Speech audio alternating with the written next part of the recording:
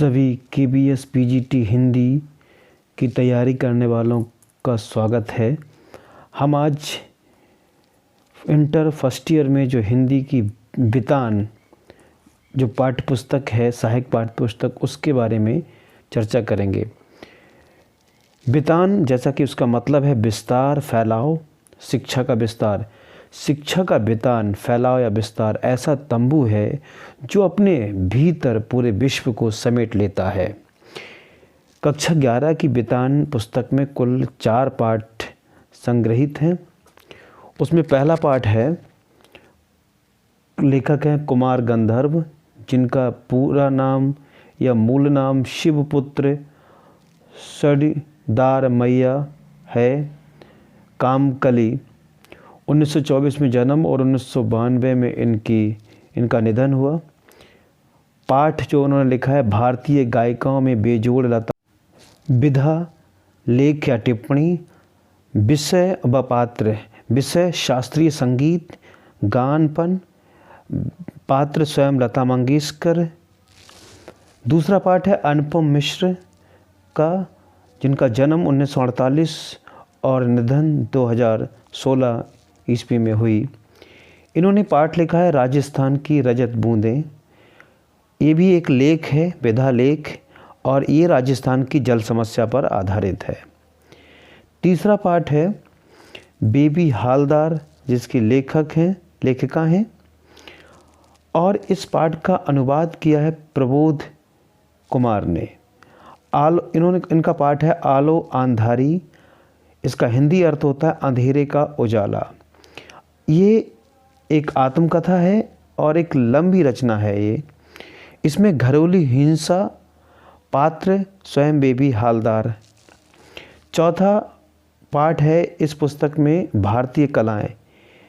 भारतीय कलाओं में लेखक नहीं है, एक प्रकार का एक संकलित अध्याय है और ये लेख है। और प्राचीन चित्र संस्कृति जो भीमबेटका आदि में दर्शाई गई है, उनके बारे में इसमें चर्चा की गई है। अब हम बात करते हैं बितान कक्षा 12 की। इसमें भी 4 पाठ ही संकलित किए गए हैं। पहला पाठ है मनोहर श्याम जोशी, जिसके लेखक हैं। उनका जन्म 1935 और देहांत 2006 ईस्वी में हुआ। उनका पाठ है सिल्वर वेडिंग, मतलब शादी की रजत जयंती 25 वर्षों में जो बनाई जाती है। एक लंबी कहानी है उनकी, ये विधा कहानी है। और इसमें पात्र हैं यशोधर बाबू, कृष्णानंद मतलब किशनदा, और ये विषय है पारिवारिक परिस्थितियाँ जो हमारी होती हैं उस पर आधारित है। दूसरा पाठ जिसके लेखक हैं आनंद यादव जी। इनका जन्म सन 1935 में हुआ। इनका पूरा नाम आनंद रत्न यादव, और इस का पाठ है, इनका नाम जूझ का मतलब होता है संघर्ष, जूझना। ये एक आत्मकथात्मक उपन्यास है इनका। इसमें विषय है निम्न मध्यमवर्गीय परिवार, समाज में किसान का संघर्ष जीवन है, इनका जीवन है। पात्र आनंदा हैं, और इस पाठ का अनुवाद किया है केशव प्रथम वीर ने। उसके बाद तीसरा पाठ है ओम थानवी का। इनका ओम थानवी का जन्म 1900, ओम थानवी जिसके लेखक हैं, और जन्म इनका 1957 हुआ। पाठ का नाम है अतीत में दबे पाँव। ये एक यात्रा वृत्तांत और रिपोर्ट का मिला जुला रूप है। ओम थानवी का पाठ है अतीत में दबे पाँव। ये यात्रा वृत्तांत रिपोर्ट का मिला जुला रूप है, और विषय है मुअन जोधड़ो व हड़प्पा संस्कृति, सिंधु सभ्यता की जल संस्कृति अद्भुत नमूना है ये। और चौथा पाठ है डायरी के पन्ने। इसकी लेखिका हैं एन फ्रैंक।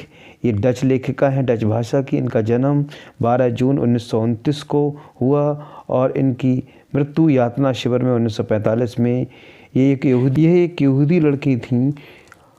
इनकी विधा है डायरी, और इन्होंने नाजियों के यातना शिविर में, ये विषय है नाजियों का यातना शिविर यहूदियों के लिए जो था, और इन्होंने किट्टी को संबोधित करके काल्पनिक, इसकी पात्र स्वयं एन फ्रैंक हैं, और किटी एक काल्पनिक किरदार जिसको संबोधित करके उन्होंने डायरी को लिखा।